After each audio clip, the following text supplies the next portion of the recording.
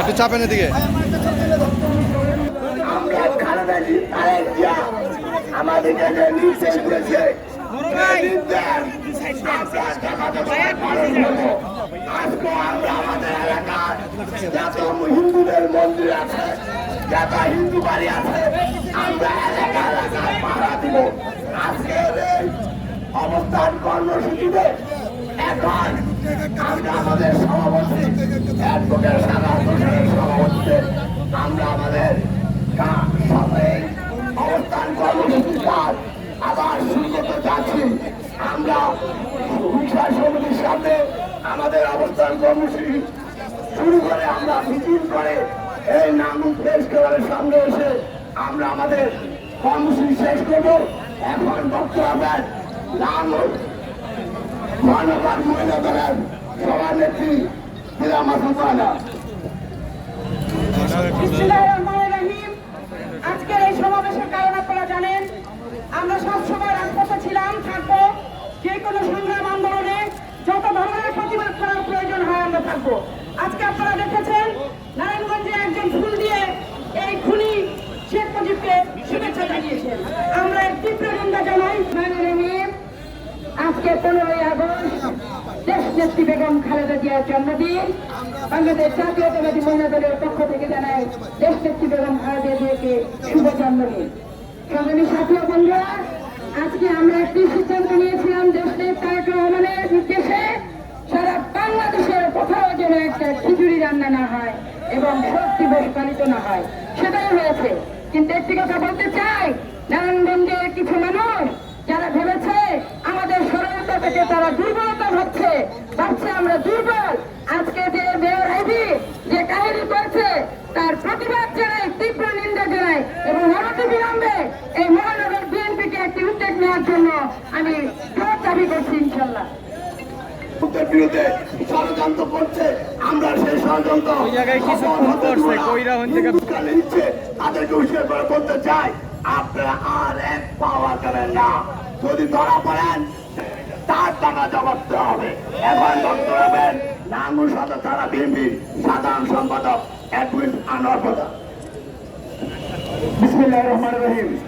নারায়ণগঞ্জ মহানগর বিএনপি কর্তৃক আয়োজিত অবস্থান কর্মসূচির সুযোগ্য সভাপতি বিএনপির মহানগর বিএনপির সংগ্রামী আহ্বায়ক জেনারেল প্রফেসর কাদের হোসেন খান, প্রিয় সঞ্চালক সদস্য সচিব জেনারেল প্রফেসর আবু আলী সুকাই বাইক সহ বিএনপির বিভিন্ন স্তরের নেতৃবৃন্দ, আসসালামু আলাইকুম।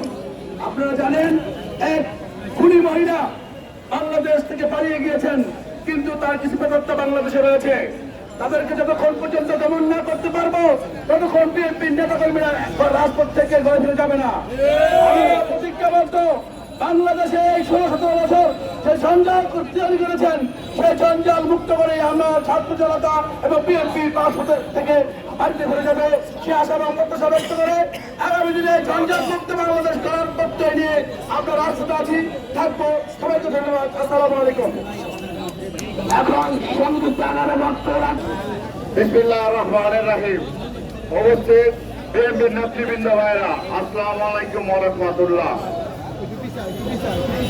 বিএনপি কখনো পালায় না। বিএনপি জেল জুলুম ভুলিয়া কোনো কিছু ভয় করে না। বিএনপি বাংলাদেশে থাকে, বাংলাদেশে থেকে আন্দোলন সংগ্রাম চালিয়ে গিয়েছে এবং এখনো আছে। আওয়ামী লীগ, বর্গা আওয়ামী লীগ পালিয়েছে, ধনী হাসিনা পালিয়েছে। একটা অনেক বড় বুজুর্গ ছিল নারায়ণগঞ্জে, আপনারা জানেন, 40 অক্ট তাহাজ্জুদ নামাজ পড়তো, 70 রাকাত। ভাই এখন কোথায়? খেলবেন বলেছিলেন, খেলা হবে, বর্গা পড়ছে নিতেন। এখন দিন আছে তো, এখন কোথায় আমরা পালিয়েছে।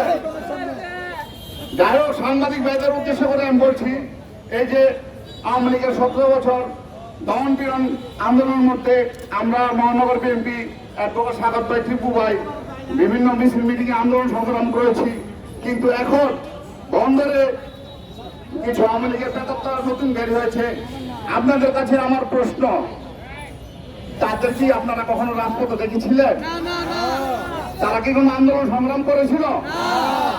এখন তারা বিএনপির বড় নেতা, এমন প্রতিষ্ঠান দখল করতেছে। সন্ত্রাস, বড় সন্ত্রাস, ওরা সন্ত্রাসী করছে, আমাদের নাম দিচ্ছে।